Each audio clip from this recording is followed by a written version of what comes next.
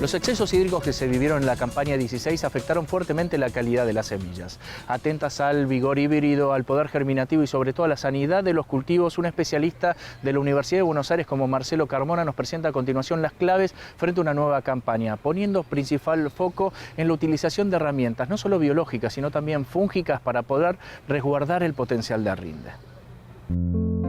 Los excesos hídricos con los que se cosechó la soja de la campaña 2015-2016 impactan directamente en la calidad de semilla que se tendrá para la implantación de la oleaginosa este año.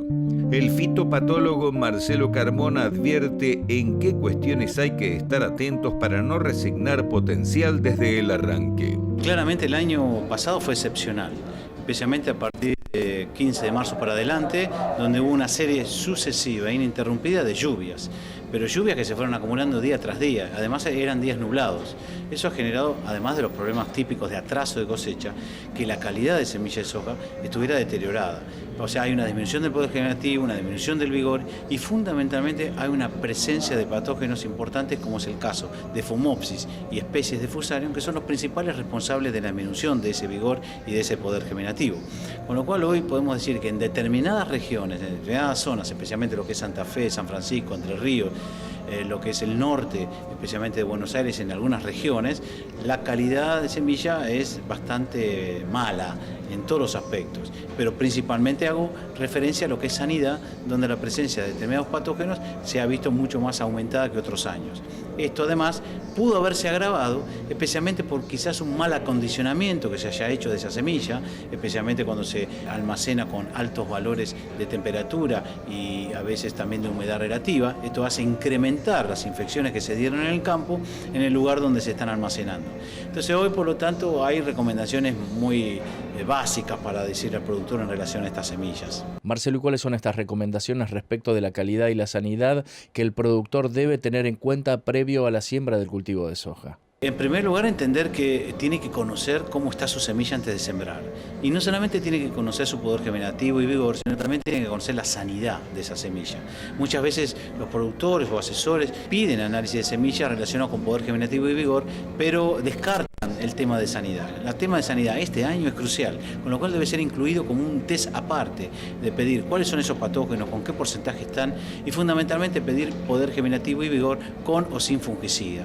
Eso le va a dar de alguna manera un escenario para una toma de decisión mucho más correcta, a ver si esa semilla es verdaderamente posible de ser destinada a la siembra o se debe descartar verdaderamente. El segundo punto que se le va a dar esta información es saber con qué fungicidas tratar esa semilla o con qué dosis se deben tratar y con qué moléculas deben tratar a esos patógenos que fueron encontrados en el laboratorio. Entonces el primer punto básico es, obviamente, que si la almacenó mal va a haber aún más problemas, pero hubiese sido la primera recomendación que cuide su condición de almacenamiento. La segunda recomendación es que envíe las muestras no solamente para medir poder germinativo y vigor, sino sanidad.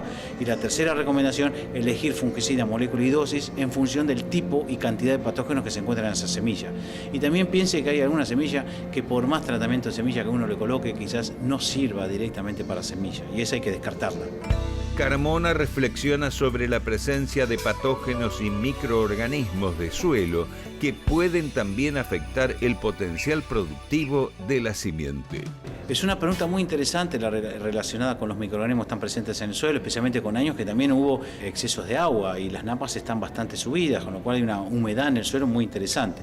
Si ese productor va a sembrar además en fechas tempranas, o hay algo de frío o de lluvia, o hay algún encharcamiento al momento de la siembra, más problemas va a tener de sanidad. Y esto tiene que ver especialmente con Pythium y Phytophthora, que son omicetes, y que verdaderamente van a ser un problema. Lo que se ve en esta campaña además, que Pythium también está en semilla. Nosotros siempre lo relacionamos en el suelo, pero evidentemente el que las plantas se hayan revolcado, el exceso de lluvia, las vainas en contacto con el suelo y demás, han hecho que hoy las semillas también tengan Pythium en las propias semillas, cuando es habitual solamente encontrarlo en el suelo. Entonces, bajo esa condición, seguramente el fungicida que se va a tener que utilizar tiene que incluir alguna molécula de metalaxil, porque si no, no va a poder ser controlado ni el pitio ni el fitóstora, porque el metalaxil es específico para ellos. Entonces, si bien son microorganismos que están en el suelo, en el caso especial de Pythium, es muy importante entender que esta campaña también está en la semilla. Y también es importante encontrar muchas especies de fusarium en la semilla y que también están en el suelo. Entonces, el momento de la siembra, si va a ser temprano, si va a haber encharcamiento y si hay temperatura fresca, va a tener que tener mucho más cuidado con ese tema de la calidad de tratamiento, incluyendo, por supuesto, el metalaxil como una opción dentro de una mezcla de moléculas. Y con una mayor superficie de maíz esta campaña, ¿cuáles son las enfermedades a las cuales hay que estar atento en el momento del monitoreo? Bueno, el maíz parece ser que pasa a ser un cultivo que comienza a ser fortalecido por las políticas económicas nuevas que están dándose, y eso va a generar, por supuesto, una atención especial y preferencial. Es el mejor momento para tomar decisiones sobre monitoreo. En el maíz se están produciendo problemas no solamente desde el punto de vista de enfermedades, sino también de algún punto de vista de insectos, y entonces va a requerir mucho más monitoreo que antes, y esto obliga también a pensar en el tema de enfermedades y fungicidas. Mucha red de ensayos ha mostrado que el impacto del uso de fungicidas, por ejemplo foliares en maíz, ha generado un impacto muy importante de alrededor de un 10% de incremento en relación a un no tratado, inclusive en localidades como las zonas del oeste, como Peguajó, en lugares donde uno piensa que no debería haber problemas de enfermedades de maíz y sin embargo lo hay.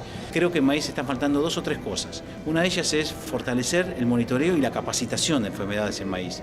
Y el segundo punto, demostrar que el impacto del uso de fungicida es posible y por lo tanto es necesario realizar algún ensayo que demuestre eso. El momento de aplicación siempre es la clave de todo en relación a los cultivos extensivos. Hay mucha discusión respecto al momento de aplicación y también por lo tanto en maíz es importante incorporar el momento de aplicación como una tarea más de capacitación. La campaña de trigo tiene un aire renovado y un aumento de superficie. No obstante, en algunas zonas no se pudo sembrar la superficie esperada por el exceso de agua. Carmona analiza el panorama de enfermedades foliares con el foco puesto en la roya. Los cultivos de trigo también tienen una expectativa diferente al sacarle las retenciones, el cambio de política, y esto ha generado también mucha más atención. Lógicamente, están habiendo ya casos y problemas de manchas foliares. Lo que pasa es que hubo un retraso en la siembra justamente por este exceso de agua y por las dificultades de atraso de la cosecha de maíz y de soja. Pero se están viendo manchas foliares. Hay también una necesidad imperiosa de pensar a entender que puede haber problemas en algunas variedades de roya negra lineal o del tallo, que es una enfermedad que también nos cambia abruptamente nuestra manera de pensar con el uso de fungicidas, porque incluso hay aplicaciones que parecerían ser tardes, pero son adecuadas para la roya negra. Entonces quizás en aquellas variedades muy susceptibles a roya negra y con problemas quizás de altas temperaturas y hasta incluso de déficit de lluvia, porque recordemos que las royas pueden estar presentes en intensidad aún en ausencia de lluvias, podemos encontrar problemas de roya negra. Entonces quizás en esos lotes y en esas variedades quizás tengan que hacer hasta 2 aplicaciones en trigo, casi como una condición mandatoria, en el sentido de que si va a manejar roya naranja, va a manejar manchas foliares y también luego le va a aparecer roya negra, lo que aplique al principio para mancha o raya naranja quizás no le alcance para controlar la roya negra y va a tener que pensar en una segunda aplicación. Entonces yo pienso que este es un año muy especial para estar atento con el trigo, no solamente por la expectativa de rendimiento y las condiciones económicas diferentes, sino también porque esta nueva enfermedad, el último año que generó epidemias realmente severas fueron 54, 56 más o menos, donde se diezmó el trigo y se tuvo que comer pan de centeno. Esta enfermedad había sido controlada durante mucho tiempo hasta que reemergió a partir de Uganda con una nueva raza en el año 2000 aproximadamente, y esto hace entonces que el monitoreo de trigo cambie también su rumbo y comience a pensar no solamente en roya naranja y manchas foliares, sino también en la roya negra, con la salvedad que la roya negra está muy ligada a la susceptibilidad de los genotipos y al calor que se registre a partir de octubre en adelante. Carmona considera que la capacitación es fundamental para usar eficientemente los controles biológicos y los fungicidas con la sustentabilidad como eje. Es difícil también incorporar esta práctica cuando todavía no se ha asumido en forma concreta el rol de la sustentabilidad. Entonces, en general, el productor lo que quiere es no tener plaga, es no tener enfermedad. Y eso pasa en todas partes del mundo, no solamente en Argentina. Entonces, en general, con estos niveles de control biológico, en los niveles de inducción y de defensa, no se logra un 100% de control. Obviamente que combinado con fungicidas, este aumento es probable que se pueda alcanzar de control. pero el productor necesita todavía ser capacitado en este aspecto. Creo que se está repensando una nueva agricultura y que para mí en ese pensamiento nuevo debe incluirse necesariamente esta manera diferente de ver la defensa, que son las defensas también naturales combinadas con las clásicas. Creo que al productor todavía le falta entender y capacitarse en este aspecto, como también nosotros necesitamos entender qué agricultura nueva va a venir, porque la verdad que ha habido un quiebre y ya no es solo suficiente tener siembra directa, manejo del ambiente, agricultura de precisión, biotecnología, ya no es solamente suficiente, es necesario más cosas y hacia ese camino tenemos que ir.